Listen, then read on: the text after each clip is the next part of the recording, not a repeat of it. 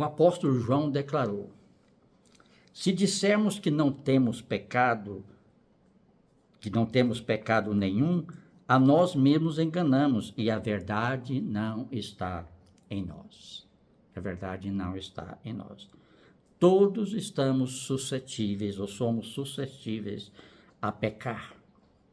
Mas há quem peque habitualmente, não se importando em se reconciliar com Deus. Aquela lição sobre o pecado que nós falamos, fala justamente isso, que nós somos suscetíveis a pecar, mas quando nós pecamos, nós temos que nos reconciliar com Deus, através do arrependimento e do perdão.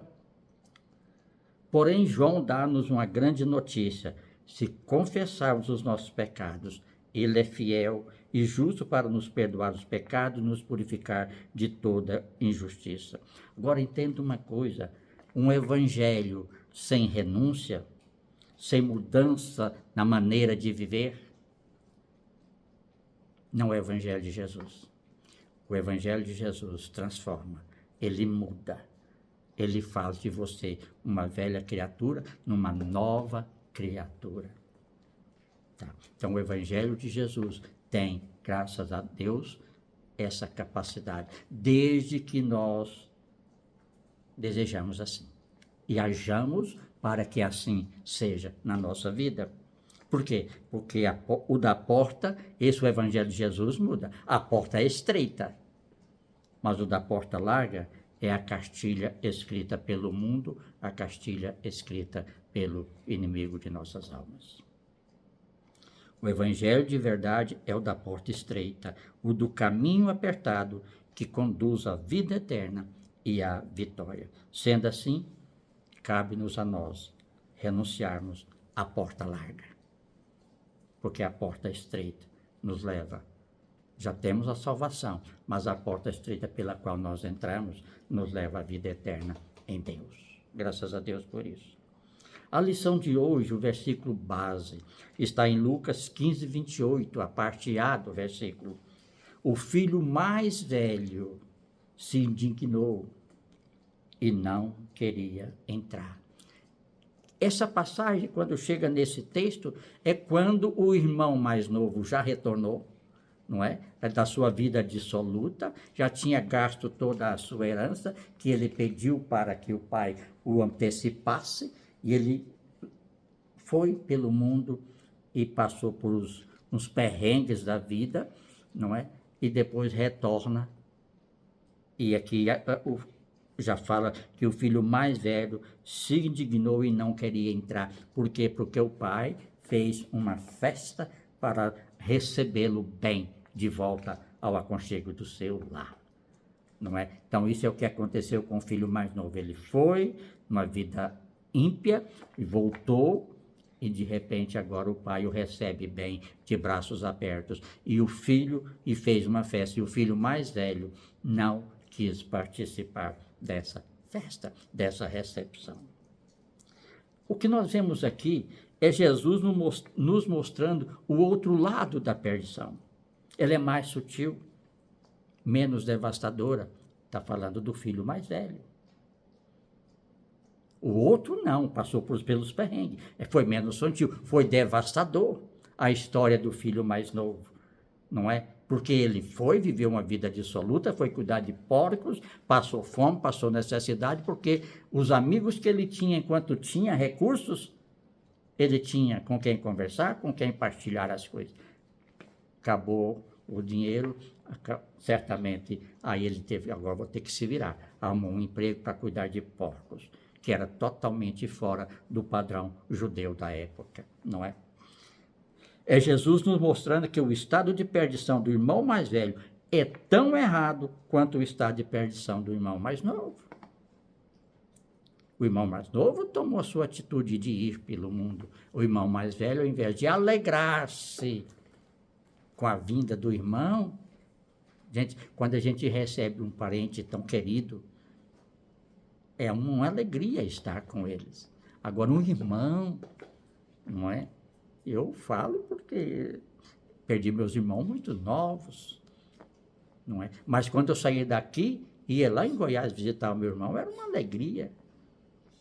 Agora esse não, passou e chega e ele não faz não quis participar da festa. Mas o que é perdição propriamente dito que o capítulo está falando? Perdição é perda é ruína, é destruição, não é? É aquela pessoa que se preocupa apenas com o que é terreno e não o que é do alto. Está perdido com as coisas do mundo, ou muito bem está perdido com as coisas do seu próprio mundo, como esse irmão mais velho. É um estado de existência que a pessoa está sob julgamento divino por seus pecados.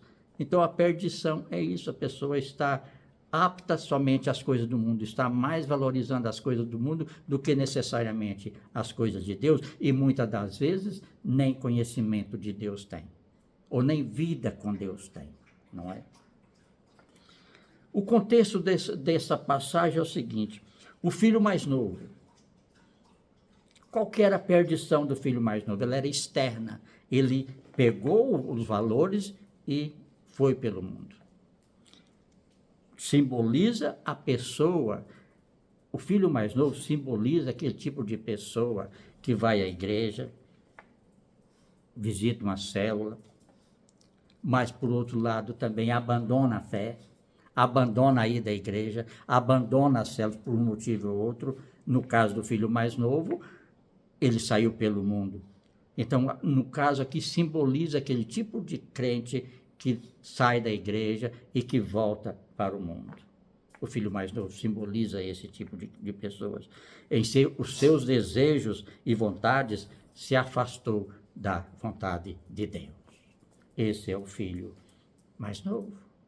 Então, a sua perdição é externa. Ele foi mais uma hora. Por que externa? Porque depois ele arrependeu e voltou, sentiu no coração de voltar. E o filho mais velho? A perdição é interna, porque ele tem no teu coração, essa é a perdição mais sutil, muitas das vezes até passa despercebida. Você está no seu próprio mundo. Não é perceptível aos olhos de quem o vê. Muitas das vezes a gente toma atitudes que as pessoas nem percebem que você às vezes está afastado, ou você se afastou, você tomou outro caminho, embora continue seguindo os padrões e as regras corretas. Esse filho mais velho fazia tudo o que era correto junto com a sua família, com seu pai. Ajudava o pai no trabalho, nas lidas, não é? Mas não tinha uma intimidade maior com o pai. Esse simboliza aquela pessoa que está na igreja, que às vezes tem até ministério, tá? Da liderança, mas de fato ainda não conheceu verdadeiramente o Deus. Não teve uma experiência genuína com Deus. E ninguém que tem um encontro genuíno com Deus permanece a mesma pessoa. Esse filho mais velho morava com o pai, e o pai simboliza o pai com P maiúsculo, e mesmo assim não tinha uma experiência de amadurecimento junto no contexto do seu lar. Por quê? Porque basta ver que ele se irritou quando o seu irmão mais novo voltou. Olha que atitude, ele se irritou. Uma pessoa genuína, cristã, genuinamente convertida, que tem experiência com Deus, certamente não agiria como ele agiu. Não agiria. Certamente o receberia bem, ou seja, bem-vindo, meu irmão, de volta à nossa casa, e vamos fazer planos, vamos ter projetos, vamos recomeçar tudo de novo. Certamente ele deve ter pensado, puxa, agora ele foi, gastou a sua herança, agora vai ter que dividir tudo de novo entre 3, não é? É injusto, não é? Talvez ele tenha até pensado assim, apesar de ser uma parábola, uma história. A característica do irmão mais velho, no livro fala que ele ficou com raiva. Suas palavras são cheias de amargura, ódio, dor. Por quê? Porque ele não tinha um amor intrínseco no seu coração. Ele se irou pelo fato de as coisas não acontecerem da forma que ele gostaria. Egoísmo, ele era egoísta, praticou o egoísmo em cima disso. Quando ele vê que o irmão foi bem acolhido pelo pai, ele se frustrou, irou-se e amargurou e recusou participar da festa. Por quê? Porque o seu interior não estava amadurecido, mesmo tendo convivência com o pai que ele tinha. Então, amados, esse irmão mais velho é esse tipo de pessoa crente que às vezes precisa ainda ter uma experiência genuína com Deus. E todos nós precisamos de experiências genuínas com Deus todos os dias. Através da oração, através da busca, através da revelação que Deus nos dá na palavra, na leitura e na meditação da palavra. São experiências com Deus que vai nos fortalecendo e nos mantendo no caminho. E para quando vier fatos parecidos, nós temos um coração cheio de amor, mas não ódio, não mágoa, não amargura, igual esse irmão mais velho. Qual a nossa reação diante das coisas que não acontecem como esperamos? O irmão mais velho não esperava. A reação dele foi de egoísmo. Não recebeu bem o irmão mais novo. A nossa reação precisa ser reação num caso parecido. Se colocarmos no lugar desse irmão mais velho, como cristãos que nós somos, a nossa reação seria: seja bem-vindo de volta à sua casa, ao seio da família, não é? Assim, nós também somos chamados a agir quando um novo convertido, quando alguém entrega a sua vida para Jesus, seja bem-vindo à família de Deus. Na igreja, inclusive, uma época que dava um livrinho, não sei se você lembra disso, você não estava na igreja nessa época, dava um livrinho quando alguém se convertia, chamado Seja Bem-vindo à Família de Deus. Maravilhoso. Os primeiros passos, estava tudo ali.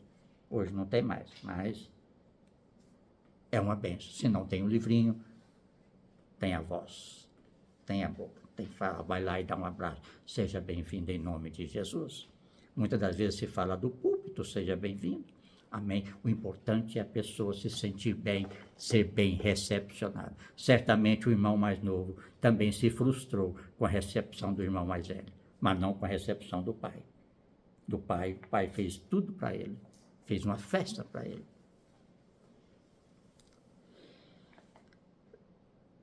Como estamos perdidos estando na casa do pai.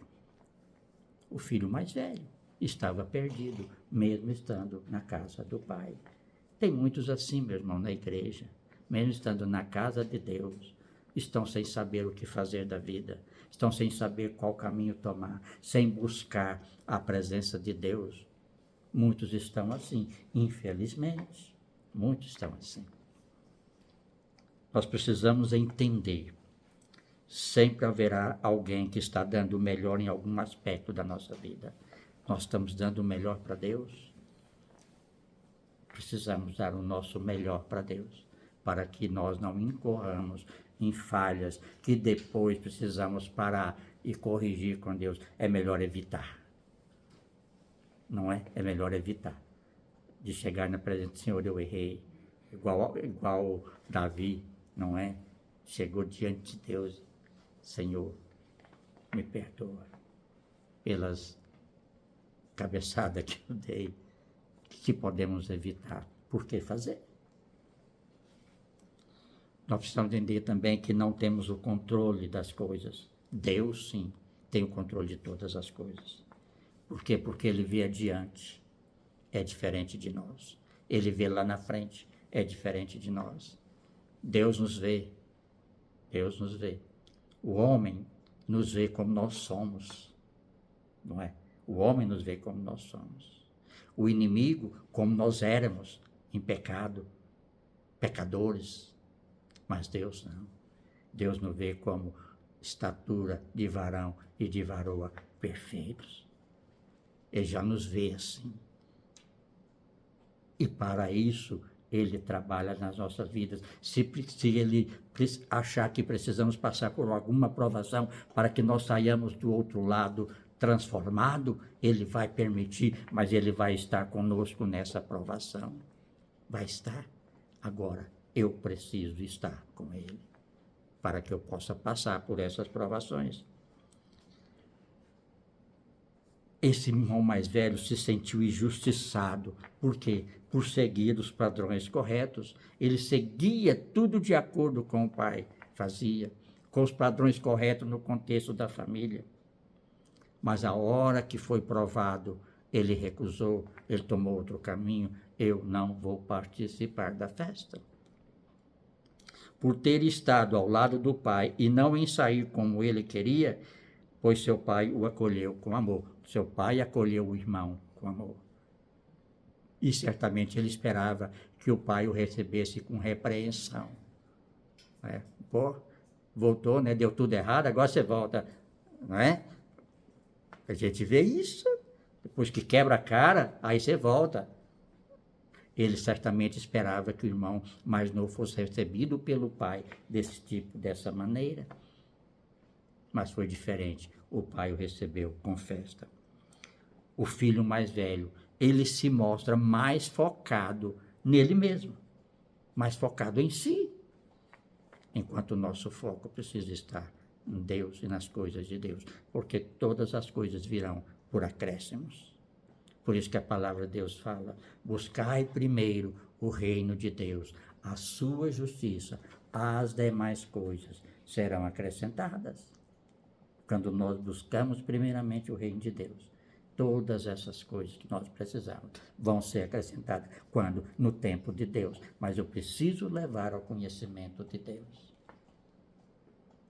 O filho mais velho não conseguia perdoar o seu irmão por ele ter enfraquecido a posição da família na sociedade, por ele ter sujado o nome da família e também por ter diminuído a riqueza deles.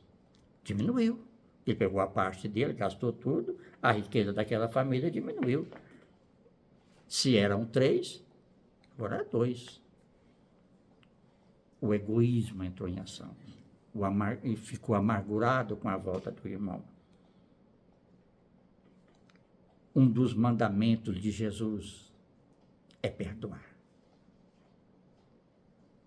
Se não exercemos o perdão, podemos estar focados em nossa própria moralidade.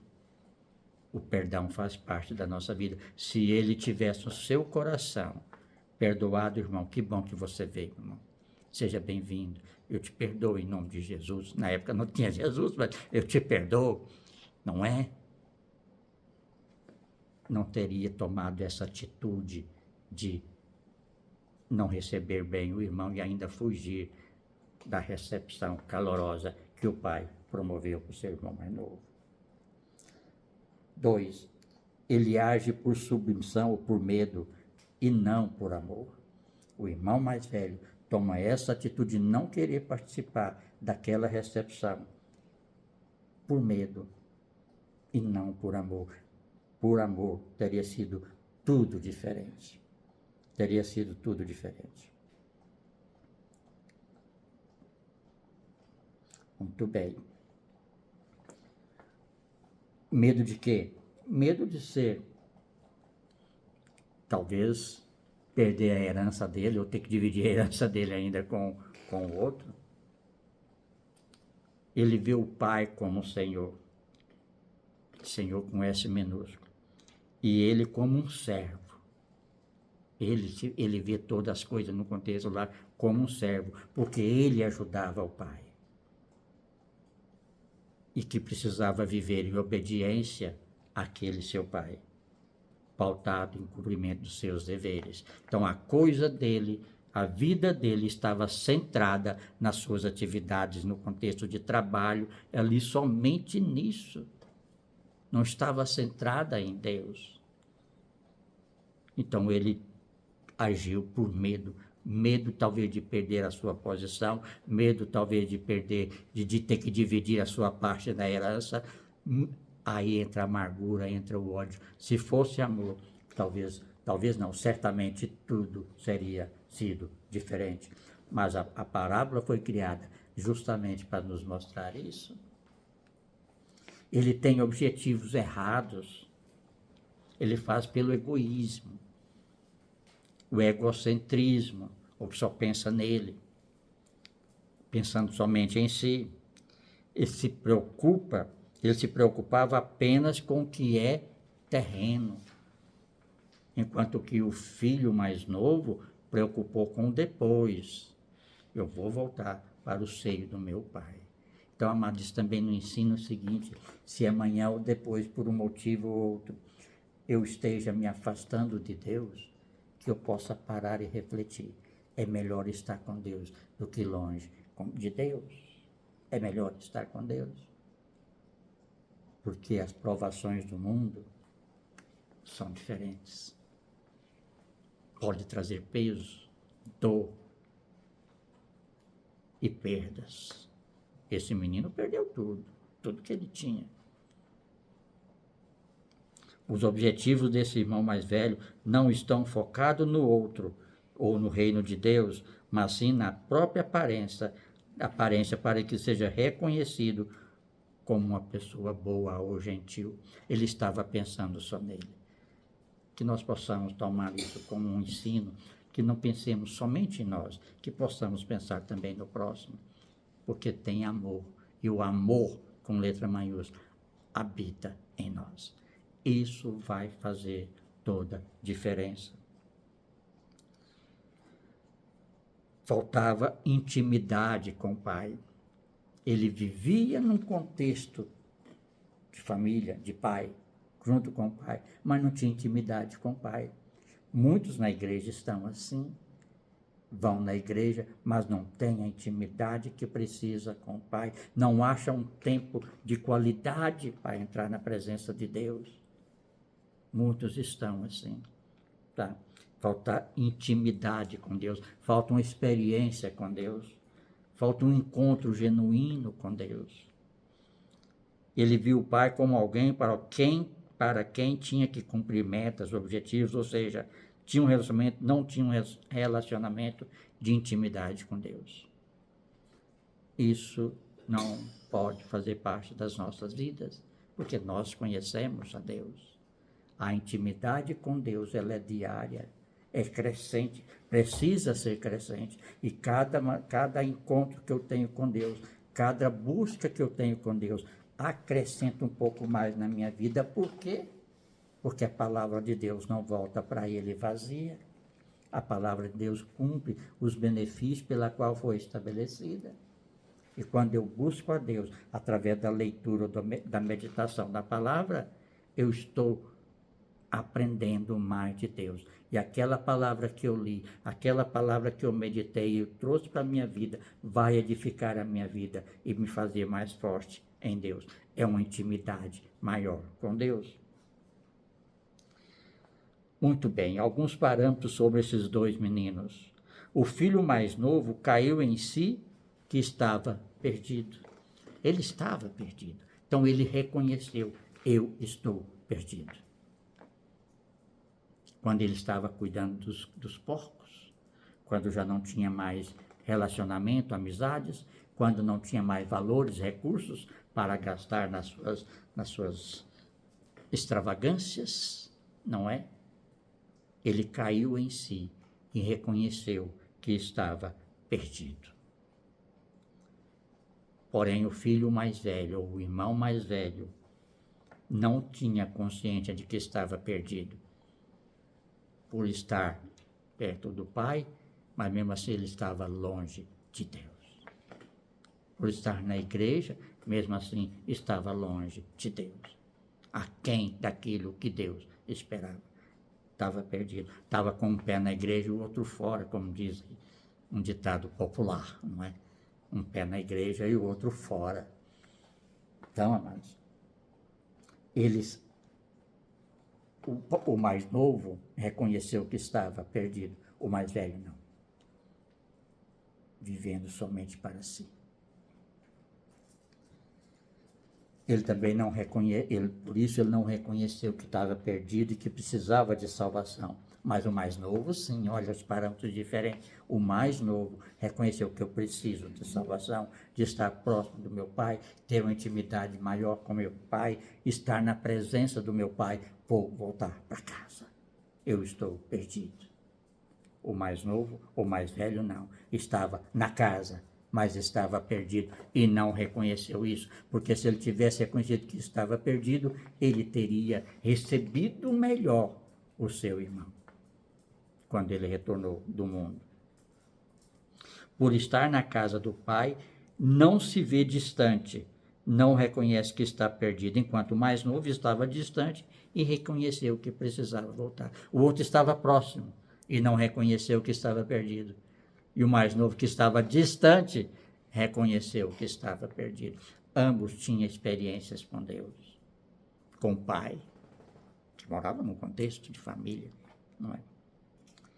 Precisamos entender uma coisa, queridos. A religiosidade, ela cega. A religiosidade nos cega. Não conseguimos ver aquilo que abrange a nossa vida com Deus. Que não é somente ir à igreja, orar uma vez ou outra, ou quando está precisando. Não, isso é religiosidade. Isso cega o crente. Que nós possamos deixar a presença de Deus fazer morada na nossa vida e fazer diferença em nós, para que nós não incorramos nesse erro de estar na presença de Deus e assim mesmo estar perdido no nosso mundo. Estou falando perdido de noitadas, baladas, não é isso. Isso não fazem parte das nossas vidas. Nós podemos estar perdidos, a nossa vida está centrada mais em nós do que necessariamente em Deus. Por isso que a palavra fala, buscai primeiramente o reino de Deus. Com qual desses irmãos você se identifica? Fica para vocês pensar. Qual o seu relacionamento, o seu olhar em relação a Deus? Fica para você pensar. Como está o seu coração? Mais presente ou mais ausente de Deus? Precisamos buscar essas respostas para que nós possamos verdadeiramente andar com Deus, buscar a Deus, para que sejamos verdadeiramente, para que Deus possa nos olhar como servas, filhos, uios amadurecidos, varão e varoa perfeitos. Mas até chegar no perfeito, que vai ser só na glória, tem essa caminhada que eu não posso abrir mão dela. Preciso estar sempre na presença de Deus. Sinais de quem está no caminho largo da perdição. Primeiro, sinais. Quando falo sinais, são características de quem está no caminho largo da perdição. O desejo de viver na carnalidade, no próprio prazer. Tem mais alegria no mundo, nas coisas do mundo, do que necessariamente em Deus, nas coisas de Deus. Está um pé lá e outro cá. A busca pela prosperidade do corpo, ou ser feliz aqui e agora. Importa para mim estar feliz, independente daquilo que eu esteja fazendo. É prosperidade do corpo. Eu tenho que estar feliz, centrado em Deus. Porque se eu estiver feliz, centrado em Deus, eu estarei fazendo as coisas que agradam a Deus e não desagrada. Porque aquele irmão mais novo saiu e tudo que ele fez desagradava a Deus. Por isso que ele reconheceu que estava perdido e precisava voltar. A teimosia pela estabilidade nos prazeres, mesmo quando Deus proíbe. Ou seja, tem consciência que está fazendo errado, mas ainda continua fazendo errado. Buscando a estabilidade naquilo que está fazendo errado, nos prazeres do mundo. Pessoas que têm conhecimento de Deus, que ainda estão praticando as coisas do mundo. a alegria dos prazeres do mundo, sabendo que aquilo não agrada a Deus. O irmão mais velho tinha essa situação. Tanto é que se ele agradasse a Deus na sua atitude, ele teria recebido bem o seu irmão, mas não recebeu. Preferência na dirigibilidade da vida, concentrado nos prazeres da carne. Interessa mais os prazeres da carne. Infelizmente. Os pensamentos se concentram na humanidade e na provisão dos prazeres. Então, tudo o que ele faz é buscando os prazeres, a autorrealização pessoal, quer seja no mundo, mas não necessariamente na realização em Deus. A temporalidade é a marca principal da pessoa que se deleita na carne. É a marca. Aquilo passa. É igual naquela semana do carnaval. Aquela semana passa. Vida que segue depois. E aí? Aí chega a conta, chega um punhado de coisa para fazer, não é? E não agradou a Deus. E tem muitos que estavam praticando essas coisas do mundo e ainda estão na igreja também. A sua comunhão está conectada com a popularidade carnal. Mais interessa as coisas do mundo do que necessariamente as coisas de Deus. E para encerrar, a incredulidade. Verso a credulidade. A incredulidade nos ensinos de Deus.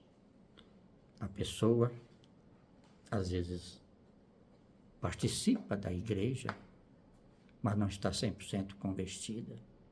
Ainda há incredulidade no seu coração. Questionamentos infundados, às vezes. E esses questionamentos infundados pode afastar ou esfriar o seu relacionamento com Deus. Tá?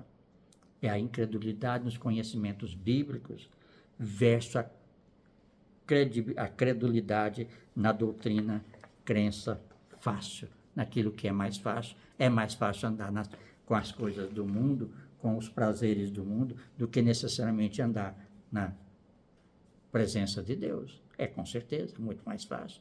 Por isso que, às vezes, um relacionamento, começa um relacionamento uma pessoa do mundo com uma pessoa cristã, é mais fácil a pessoa cristã sair da presença de Deus e ir para o mundo do que trazer o outro para cá. É muito mais fácil, não é? Então, isso acontece, infelizmente. Mas que nós possamos, enquanto crentes em Deus, buscar a sabedoria do alto, para que se um dia nós passarmos pela situação, não necessariamente de gastar a herança das coisas, igual o irmão mais novo, mas afastar de Deus, que Deus possa ter misericórdia de nós e nos trazer à memória que estamos perdidos e precisamos voltar. E que nós possamos, ao ver um irmão também retornar, esteve perdido, esteve no mundo, mas voltou para a presença de Deus, que nós possamos acolhê-lo bem, e não com amargura, ou com acusações, não é? Nós possamos recebê-los muito bem, porque isso agrada a Deus. Isso agrada a Deus. E não com amargura, não com ira, não com raiva, independente do que a pessoa que saiu e está voltando, independente do que ela tenha feito, nós possamos receber esses irmãos perdidos, tipo o irmão mais velho, que está no seu mundinho, mas que precisa de uma experiência com Deus, que nós possamos ser um canal de bênção na vida dele, e não um mau testemunho para a vida da pessoa. Eu tenho certeza que nenhum de nós somos maus testemunhos na vida de outras pessoas, porém, possamos a cada dia mais aprimorar esse lado de ser um verdadeiro cristão e agir como um verdadeiro cristão. Amém, queridos? Porque isso agrada a Deus. Amém? É isso.